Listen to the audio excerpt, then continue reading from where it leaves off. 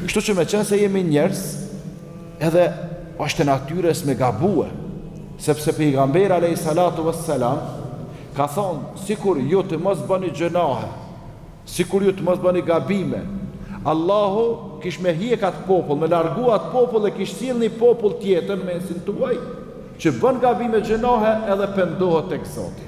Andaj, me qenë se gjunahet janë përditshmëria jonë, me qenë se gjunahet na shoqërojnë her pas here, atëherë shtrohet pyetja si me fshi gjunahet. Këtë mendojnë që gjunahet fshihen veç me namaz.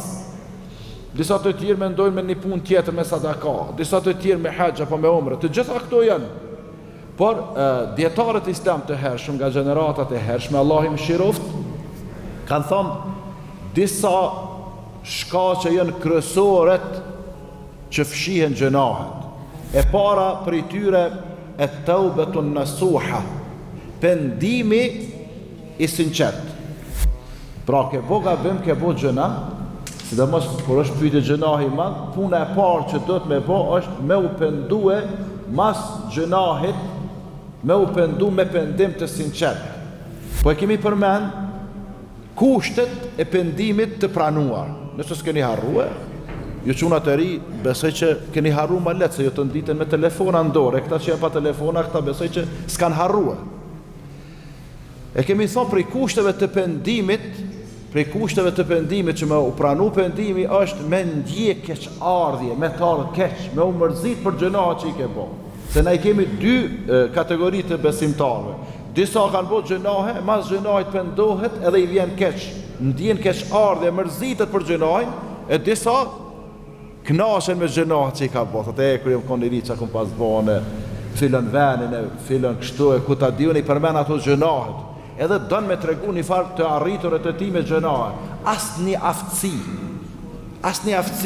asë një arritur nuk bëhet në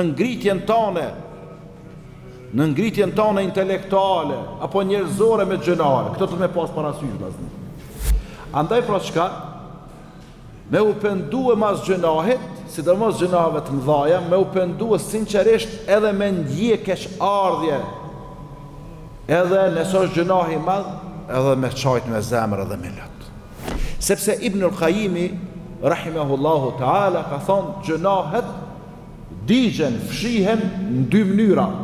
E para me lotin e pendimit, gjunahet fshihen digjen me lotet e pendimit, e nëse nuk i djeg me lotet e pendimit, në këtë botë gjunahet digjen, fshihen me zjarrin e xhehenamit runa Zot. Atje pastaj kur të na djeg Zoti, pastaj fshihen digjen gjunahet. Ama letë është me çajtë më mërzit këtu, apo runa Zot me lënë për botën tjetër e me u djeg me zjarrin e xhehenamit runa Zot prej tij. Të gjitha gjunahet falen me përjashtim në gjuna është i pafalshëm. Të gjitha gjunahet falen me përjashtim vetëm në gjuna është i pafalshëm. Me ba me të zonë vdekja duke i bo shok Allahut.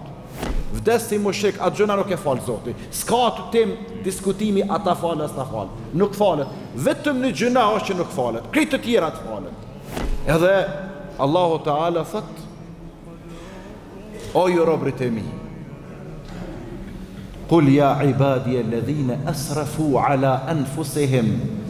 O ju robrit e mi, të cilët e keni ngarkuar veten tuaj me mëkate, me gjunahe, la taqnatu min rahmatillah. Mos e humni shpresën nga mëshira, rahmeti Allahut. Pse mos me hum shpresën? Dikush thot, unë jam zhyt nga bime në gjunahe. Sepse Allah po thot, inna Allaha yaghfiru dhunuba jami'a, vërtet Allahu i fal të gjitha gjunahet. Allahu Teala thot: wa huwa alladhi yaqbalu at-taubata an ibadihi wa yaghfiru an as-sayyi'at wa ya'lamu ma taf'alun. Allahu është ai i cili e pranon pendimin e robit të tij, edhe ja fal mëkatet, ja fal gjunahet, edhe e din se çka bën robi vet. Kur njeriu runa Zot vendos me bën një gjuna, fillimisht nuk është në rregull me vendos me bën gjuna. Çdo herë është rregull me vendos me bën punë të mira. Po, kur vendos me bo një gjëna, ose i shka menja me bo gjënahin, mos të friksohet nga kamerat e sigurisë se po e shojnë, mos të friksohet nga sytë e njerëzve, po të friksohet të kenë frikën e Allahut, edhe ta ketë frikën se engjëjt me laqet e regjistrojnë në mënyrën më të mirë të mundshme çdo punë që na e bëjmë, e mirë apo e keqe qoftë ajo. Pejgamberi alayhis salatu wassalam thot: "Et-taibu min adh-dhanb kaman la dhanba leh." Ai që pendohet prej gjunaheve, ai që pendohet sinqerisht prej gjunaheve, është sikur ai që s'ka gjunahe fare. Andaj, kjo nuk ka për me nxit njerëz me bëni gjunahe se tanaj pendoheni. Jo mos bëni gjunahe se mundesh me bëj gjuna që tash edhe total për xhamis ta merr Zoti shpirtin.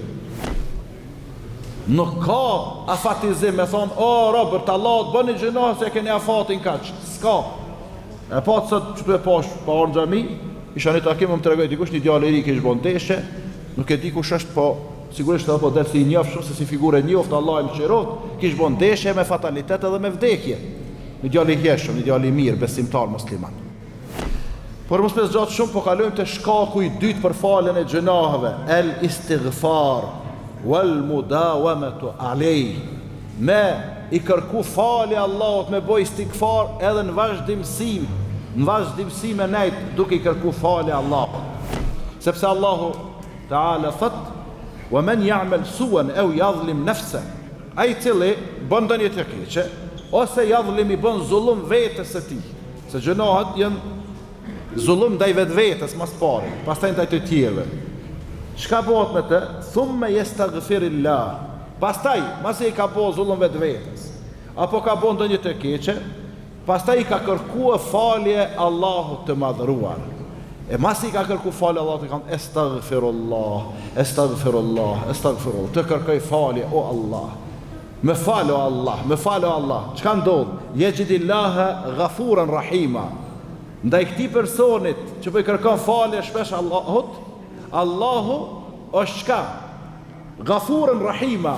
El-Ghafur është një prej emrave të Allahut, që do me thonë falës i madh, që fal shumë. Edhe Er-Rahim është mëshirë plot. Pra, ai që po bën gjunahe, ai që po i bën zullum vetvetes, po i kërkon falje Allahut, Allahu për ato çka është? Është falës i madh edhe mëshirues i madh.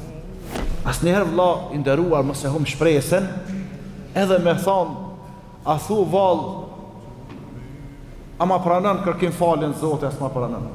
A ma pranon pendimin Zoti, as ma pranon. Nuk je duke trokit në derën e atina që se hap derën.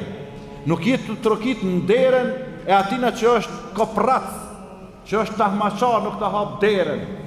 Nuk je duke trokit në derën atina që të injoran apo të nënshmon e zot, largo më për prej shtëpie, largo më prej derës shtëpisë. Nuk je duke trokit në derën atina që e ka mbyll me dry dhe nuk e hap fare, e ka një orar caktuar. Po je duke trokit në derën e atij që e ka të hapur gjatë të jetës tone. Me i kërku falje Allahut, përveç që të falë Allahut edhe gëzohet. Keni parasysh se nuk ka ndodhur histori të njerëzimit, në histori të muslimanëve që Allahu me denu një njeri apo një popull e me i shkatërue, e ata janë çka? Prej atyne besimtarve që i kërkojnë falje Allahut. Wa ma kana Allahu mu'adhibahum wa hum yastaghfirun. Allahu nuk i dënon, nuk i bën azab besimtarët që i kërkojnë falje atij. E treta prej shkaqeve, prej punëve që i fshin gjunahet, janë punët e mira pas punëve të këqija. Për ata, Allahu Ta'ala e përmend në Kur'an, apo në një pjesë të ajetit kuranor, innal hasanat yudhhibna sayyi'at. Vërtet, punët e mira i fshin punët e këqija. E ke boni gjëna pa paramendim, pa u përkatit për gjëna. Puna e parë është me u pendue, me i kërku falje Allahut. Masa ndaj qka, me marrë abdes, me i falë 2 rekate namaz. Se që to 2 rekate, bëhen shkak se bep me të falë qaj gjëna për para. Punët e mira, me i pasu të këqijat. Ke folë në i fjallë të keqet, në dytë, pa pastër, Pastroje gojën tane me kërkim falje, pastroje gojën tane jo me misk, po me dhikr duke përmend Allahun. Se era më e mirë e gojës është era e gojës së besimtarit që e bën dhikr, që e përmend shumë Allahun, që thot subhanallah, elhamdulillah, Allahu akbar, la ilaha illallah, la hawla wala quwata illa billah, e kështu me radhë. Tjetër prej sebepeve shkaqeve që Allahu na i fal gjunahet janë masaibu dunja, fatkeqësit, sprovat, belat e dunjas. Për ata pejgamberi alayhi salatu wassalam ka thonë, nuk ka besimtar musliman i cili është i goditur me smundje, apo me pikëllim, apo me mërzi, apo me hidhrim, apo edhe me një therr që i ka hyrë kamën e tij, e që Allahu Teala të mos ia fal gjunahet me atë sprovë. Pra, je me halle, je me brenga, je me mërzia, je me hidhrime, je me dëshprime, je me sprova, je me smundje, je me fatkeqësi. Dije se Allahu po të pastron, to janë sprovat dunjas, po të pastron prej mëkateve, prej gjunaheve. Çto 4 sebepe sa jemi në jetën e dunjas. Sebepi 5 është kur jemi në varr, adhabul qabr. Adhabul qabr, dënimi i varrit. S'to kanë fshikë gjunahet pa dek, ta ka marrë me leku i vdekjes shpirtin. Atëherë kime u dënuan varëruar në Zot, e dini pse? Ne t'i fshi Zoti gjunahet pa dal në ditën e gjykimit para Allahut, sepse ma leto mu dënuan varë mos me pa kërkush, se sa kur din ditën e gjykimit edhe me leku i vdekjes thot, iqra kitabek, lexo librin tënd, se sot ti vetveten kime gjykuar. Për ata kanë thonë dietarët, më mirë me llogarit veten këtë botë se sa del para Zotit edhe llogaritesh me llogari matran pastaj. E gjashta, kërkimi i faljes nga ana e besimtarëve për ty.